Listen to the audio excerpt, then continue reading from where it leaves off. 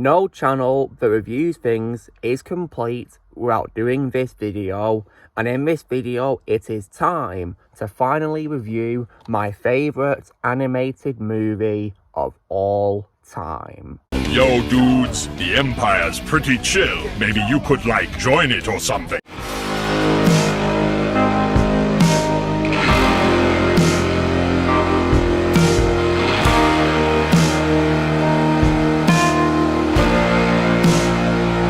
Hey everyone, Lucamus Prime here, so it's time for another review in the Toy Story reviews I'm going to be doing. And in today's review, guys, it's going to be a very special one because today I'm going to be reviewing the third installment of a franchise, which is actually not just my favourite in the franchise, but also my favourite animated movie of all time, which of course is 2010's Toy Story 3, which is of course directed by Lee Unkrich. And so, now, when it comes to this film, guys, so there's many reasons I could say to why this is my favourite animated movie of all time, but first of all, how was this movie made, guys? So this film took a considerable amount of time to make, which was 11 years, but I would say that, in my opinion, this film was 100% worth the long wait, in my opinion, and it didn't really affect me much in terms of waiting because it was around the time I actually got into a franchise to begin with, because I first watched the first two films when I was a kid back in 2010 before this film came out.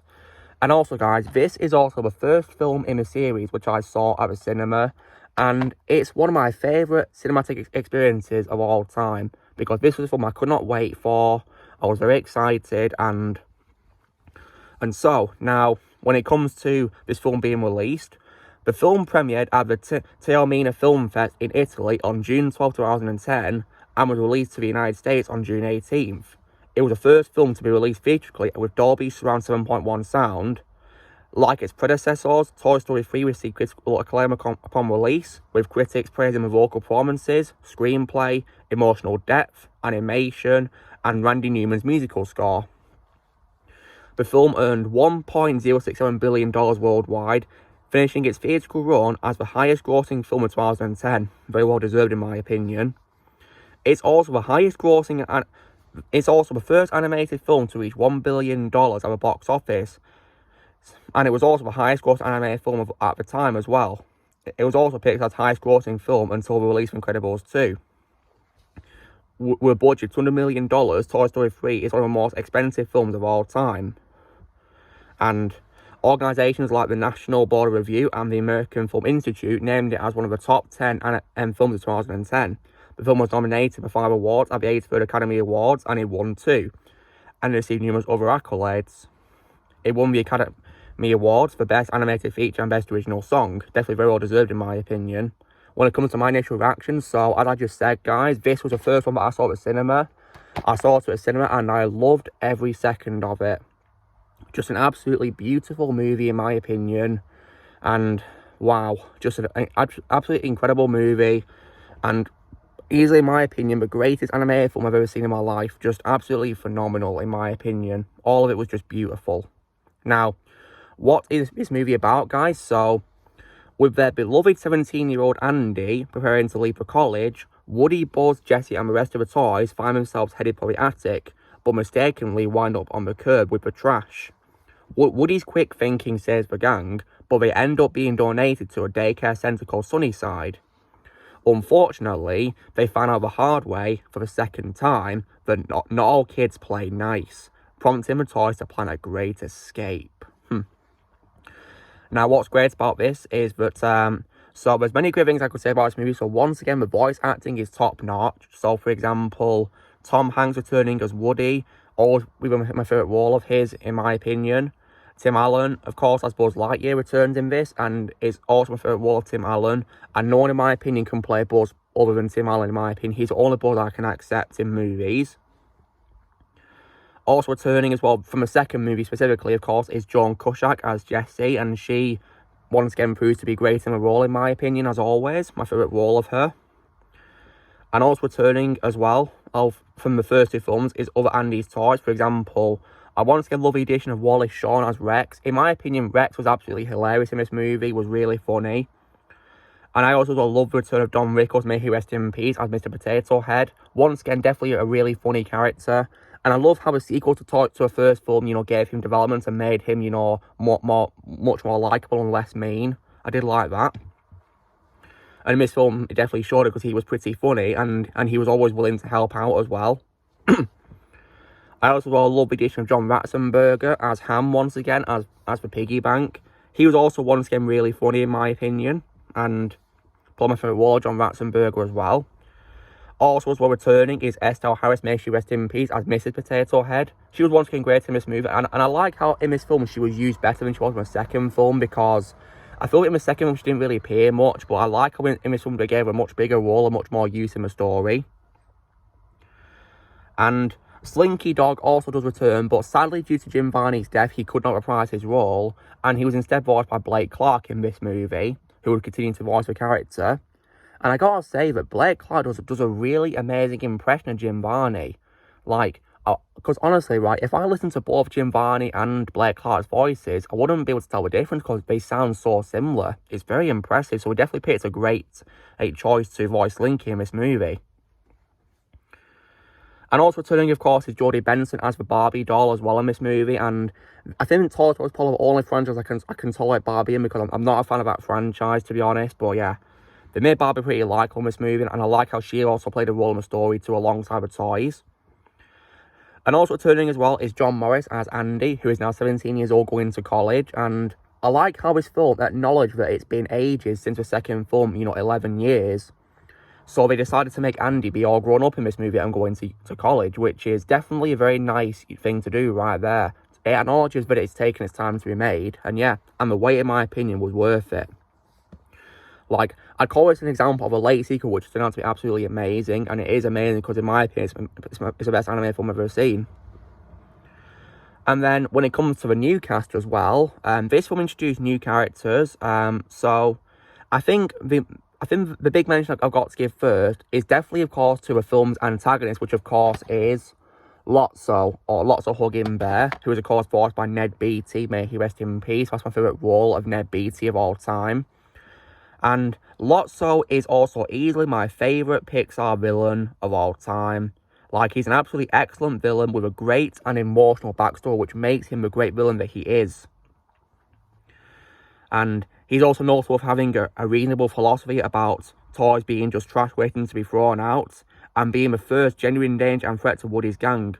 And he doesn't have any redeeming or sympathetic qualities at all, because even his backstory doesn't excuse the majority of his actions, but it does the important job to explain lots of those actions and make sure they make sense. For example, even when he can be saved, he can still have an evil part of him, which of course I'll be talking about with the infamous incinerator scene later on. His backstory is definitely very sad to see, because he had an owner called Daisy, and she unfortunately left him behind because she fell asleep while out on a picnic, and Lotso and the other toys, being Big Baby and Chuckles the clown, they headed back to her house, but they unfortunately discovered that she'd replaced him with another Lotso. Lotso was really upset, and of course, as Chuckles said, something changed in Lotso that day. They found Sunnyside, and Lotso since then has ruled it, and of course made it a prison for toys. And I might say this is probably my favourite prison movie of all time as well, guys, because yeah, they definitely did it really well in my opinion, really well. And speaking of Chuckles, I did also love the addition of Bud Lucky as his voice. I definitely love Bud Lucky's voice work as him. Did a great job of telling about Lotso's backstory as well, in my opinion, yeah. And rest in peace, Bud Lucky. And speaking of certain characters, guys, there is one character who I can accept not being in this movie, which of course is Bo Peep, because she doesn't appear in this movie, and I can definitely accept it because when we're talking about the infamous incinerator scene, of course, she's made of porcelain, which of course means that she would not survive the fire at all, because of the intense heat. She would not survive it at all because of the material, so that makes perfect sense in my opinion for why she would not be there. She does thank with a camera appearance in the intro, though, alongside Andy's toys in the intro, thankfully. And also as well, I love the addition of Michael Keaton as a voice of Ken, who of course is Barbie's love interest in the Barbie franchise, and yeah, probably my favourite voice role of Michael Keaton as well. And he played Ken really well in my opinion, and that's my favourite voice role of his. And everyone else was also great in this film too. I definitely like some of some of Lotso's crew. For example, I liked Whoopi Goldberg as a voice of the octopus called Stretch, and also Jack Angel, may he rest in peace, as Chunk, and also Jan Rabson as Sparks, and John Saigon, may he also rest in peace, as Twitch, among many others too. And I also love the addition as well, guys, of Bonnie, who of course is the little girl at Sunnyside, like who ends up taking Woody when he's escaping Sunnyside, and she of course has toys of her own, and which of course is Mr. Pricklepants, who's voiced by Timothy Dalton, my favourite voice for Timothy Dalton, and also as well, and also Trixie, voiced by Kristen Schaal, and Buttercup, voiced by Jeff Garlin, as well as Bonnie Hunt as the voice of Dolly. And yeah, they were definitely great toys in my opinion. Yeah, very likeable characters. So, and as well as the voice acting, another great thing about this movie is probably animation, because especially in the last night's rewatch, in my opinion, the animation was definitely a big step up in this movie compared to the last two films. It definitely improved really well in my opinion, and looked pretty realistic as well in some shots as well. Yeah, it definitely, holds up really well to 2010s and Pixar standards, and in my opinion, this film is timeless and perfect. It really is. And other great things as well about this is also, I definitely love the score by Randy Newman in this movie. In my opinion, it's his best score, and I love how in the intro, You Got a Friend in Me returned, which I was happy to listen to. It was definitely nice to hear it on a big screen as well, indeed. The film had a very nice opening too, of course, yeah, with that song being in, where it shows Andy, acting out a scene with his toys, which was really cool. Definitely love to see that. And yeah, and also as well, other great things about a movie, besides of course the cast, animation, and the music, is definitely the story. Because yeah, like I said, I love how it acknowledges, but it's been some time since the last movie, so it progresses into a future to show Andy is now older. And it deals with the idea of, having to, move to college and what to do with your old toys. And yeah, and this film does a great job showing that even when you get older, you still have your inner child in you. Because Andy, of course, still cares for his toys, especially, of course, shown by the ending. Yeah, absolutely.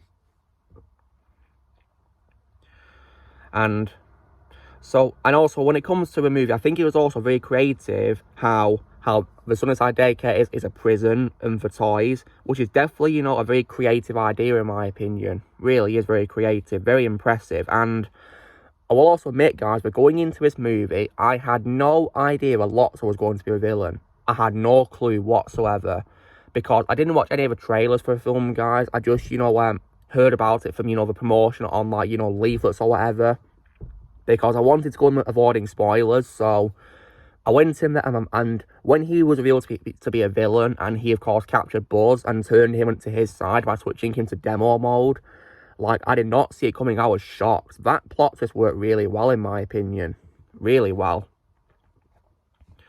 Something of course was already wrong when I watched that, when of course Andy's toys were tortured pretty badly by the kids in the caterpillar room. Yeah, it was definitely a very pretty scary as well, seeing him getting tortured like that, and yeah, but yeah, definitely a sign that there was something wrong with the Sunnyside I'd place as well, absolutely. And also as well, other great things as well, besides voice acting, animation, music, and the creativity of the movie, there is other great things too in this, such as the film has many great moments as well, and it also has lots of really funny moments too, absolutely, really funny lines too. So many funny lines I could say, and I think the idea of Buzz also turning evil is also a very great plot twist right there as well. Yeah, pretty cool in my opinion, works pretty well, and it was definitely really funny. Need to see as well, the scenes where Buzz accidentally gets put into Spanish mode. That was definitely hilarious in my opinion, and I definitely like the addition of Javier Fernandez-Peña as the voice of Spanish Buzz in this movie, which was really cool. And what's interesting is that he's not the official Spanish voice of Buzz in the Spanish dub for the movie, which is definitely interesting in my opinion, yeah. But nonetheless, he did a great job voicing Buzz in Spanish in this movie, and he was definitely absolutely hilarious in my opinion, just so funny. And Also as well, not only that, but the film has also great moments too. I've already mentioned the opening where Andy is acting out a scene with the toys, which pays homage to popular Western films of the 1950s, and also sci-fi part as well, due to the addition of evil Dr. Porkchop and his ship as well. Yeah, it's definitely really great, and I had a feeling it was going to be a toy scene, due to the characters having different names, like Miss Potato being called One-Eyed Bart, and also Miss Potato called One-Eyed Betty as well, and yeah. It was definitely really, really cool opening in my opinion. And I definitely, of course, love the addition of You Got a Friend in Me in the intro, of course. And I also, as well, definitely love how I film did something different by bringing in familiar things but changing them. So when Woody's going to be rescuing his friends from the bin bag, which is being taken out onto the curb for trash, I like how he tries to call Buster again, but unfortunately, due to it being some time since the second movie, Buster's got older, the dog, so yeah. I like how we did something new there, and we didn't rehash a scene from the second movie. It was definitely pretty funny. And then also as well, other great things about a movie. Now, when it comes to other things which was also very creative, I think probably the escape from the sunny side was also, in my opinion, very creative, in my opinion. They definitely did a great job with that, and the way they planned it out was brilliant, in my opinion, and I definitely loved that. And I think it was also pretty scary too as well, having to escape from a prison as well. And speaking of characters, I did like the addition of a telephone box who tells Woody about how to escape the camp, which is pretty cool, called a chat telephone, who's voiced by Teddy Newton. So yeah, but unfortunately, of course, it's because of the telephone box that the Lotso's henchmen find out, of course, the toys were escaping, because they torture information, sadly, and they break him too, which is very sad. And I think as well that in the caterpillar room scene in the beginning, the telephone box was actually trying to warn Woody about Lotso being evil, but Woody, of course, thought he was only saying hello, especially because the telephone box has like a printed-on smile, and he can't change his face. Sadly, you can only talk to him by, listening into the phone call, yeah. And in addition as well, what I also loved about the movie was also, yeah, the escaping from Sunny Side was definitely very creative, and Buzz turning evil was definitely a great, new thing to do for a franchise. Never saw it coming at all, and Tim Allen did a great job making Buzz be a villain as well. Really did. And the twist of him becoming Spanish Buzz was also absolutely hilarious, and I didn't see that coming either. It was really funny. And of course as well, I was also glad that thankfully that he wasn't permanent, because he finally got his memories back when the TV fell onto him. We at first thought the TV had killed him, but thankfully not, because it instead, restored his memories, and yeah, that was definitely very nice to see. Now, when it comes to other moments, there is definitely one particular scene which I think is probably, in my opinion, the most scariest and most heartbreaking moments ever in the Pixar franchise for me, which is definitely the infamous incinerator scene, because after the toys get to the dump, they end up on a conveyor belt, and of course they're going towards a shredder. And one thing I did like about Woody and Buzz is that even though Lotso had been really cruel to him as a villain, they weren't willing to let him get shredded by the shredder, so they rescued him. Because he was also there too, because he got thrown in by Big Baby, which was definitely a pretty cool moment in my opinion. Yeah, he definitely had it coming as well, yeah. And so after they rescue Lotso by going onto metal and going up to the magnet above, they then land on the conveyor belt below, and then after that they're going up, and at first we think we can see daylight, but it's not daylight, because it's the fire from the incinerator. So at first we think they're going to escape, but no, they can't. So they try to run, but unfortunately the conveyor belt drags them up towards the hole for them to fall. Lotso, however, sees a stop button up ahead, and he climbs up with help from Woody. But unfortunately, of course, Lotso reveals that he's still not a good guy. And he, of course, says to the toys, "Where's your kid now, Sheriff?" And then he walks off. See, that definitely shows how evil he is, and that he has no shred of humanity left in him at all, because he had a chance to reform himself and he didn't take it at all. So yeah. And then the toys fall into the pit, and they try to climb up. And toys, of course, don't age, guys. So fire is unfortunately the only way they can be destroyed, sadly. And of course, that scene as well is just so heartbreaking, and it always gives me chills even thinking about it, because of how intense it is. And of course, the toys, of course, look at each other and realise they can't escape, so they hold hands and prepare for their deaths. But thankfully, they get saved by the 3 aliens, because we get a nice callback to the first film where they, of course, have an obsession with, of course, the claw. They rescue them, and then after that, of course, Lotso does get what's coming to him, because he ends up running out of the dump, but a truck stops and sees him, and then the driver attaches him to the front with other toys. And Lotso has to spend the rest of his life attached to it, with the other toys there saying he better keep his mouth shut. Then after that, the toys return back to Andy's with an unintentional help of Sid, because as a fun fact, guys, the trash man who is like, taking out the trash at Andy's house at the beginning of the movie, and the one who unintentionally gives the toys a lift home at the end of the movie, is Sid from the first movie. And you can tell because he's wearing his same skull shirt, and in the credits it does mention Eric Von Detten, of course, the actor who voiced him in the first movie. And then when the toys return home, they get cleaned up, and then they get into the box which are meant to be in the attic. But then, however, Woody, knows that Bonnie would be a great choice, to play with them, and the toys deserve to be played with. So he writes down Bonnie's address onto the box for the toys, and he nearly gets into a box to go to Andy's college, but there's no time, so he gets in a box with other toys.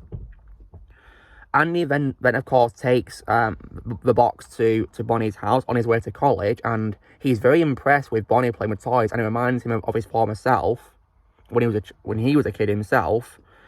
He introduces Bonnie to her toys, and we get a very heartwarming scene, guys, where he has one last playtime with his toys, and he even lets Bonnie have Woody too as well.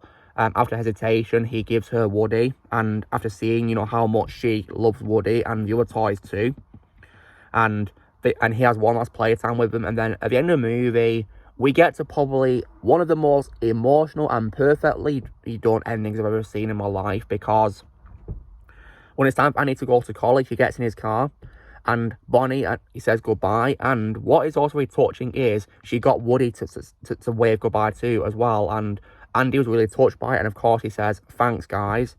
Then he gets in his car and drives away. And then, of course, Bonnie's mum comes out and takes Bonnie indoors, and the toys then, of course, watch Andy go.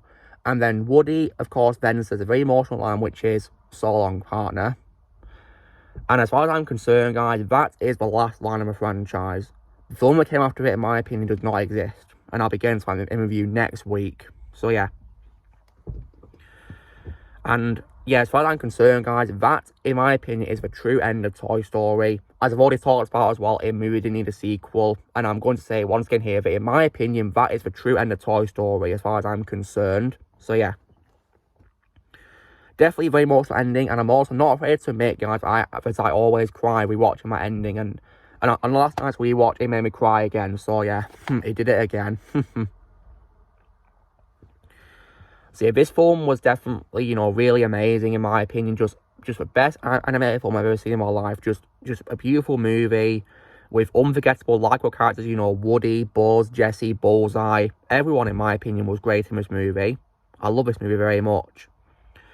And it also will be my favorite animated movie of all time. Yeah. So, and as far as I'm concerned, guys, it is a true end of a franchise, and I like to pretend that nothing came after it. Nothing. So yeah, Toy Story, in my opinion, only works as a perfect trilogy on its own, and that's it. So yeah, because this was a true end of a franchise, because the toys got a new home, and yeah, definitely a great way to end their story. Absolutely. So yeah. So guys, this is me doing my review of Toy Story 3. Now, if you guys were wondering what I'd give a movie out of 10, well, because it's my favourite anime movie of all time, it's never going to change, guys. I will always give Toy Story a flat-out 10 out of 10. Yeah, an absolute masterpiece, guys, and a film that never gets old, and, like, a timeless movie which can be watched, you know, by anyone, no matter how old they are, because, I mean, guys, I'm 23, and I love a film to this day, and yeah. Because it has characters you can relate to, no matter how old you are watching it. It's just an absolutely beautiful movie, in my opinion. Timeless. And it's never going to get old, as far as I'm concerned. The Toy Story franchise of a trilogy, for me, will never get old. And next week, I will, of course, be unfortunately reviewing the 4th movie. So, yeah, wish me luck with that, because I don't like that movie. But, yeah, wish me luck with it. So, yeah. So, yeah, stay tuned next week for my thoughts on that movie. So, guys, this is me doing my review of Toy Story 3, my favourite anime movie of all time. So, you know the drill, guys. Be sure to give this video a like. Also, be sure to let me know in the comments what you guys think of Toy Story 3 in the comments below. Let your thoughts are on it. Also, be sure to join Team Prime by pressing subscribe in the future. If you would like to be a member, you can press join if you're using a PC or laptop, or you can look in the description. And to infinity and beyond.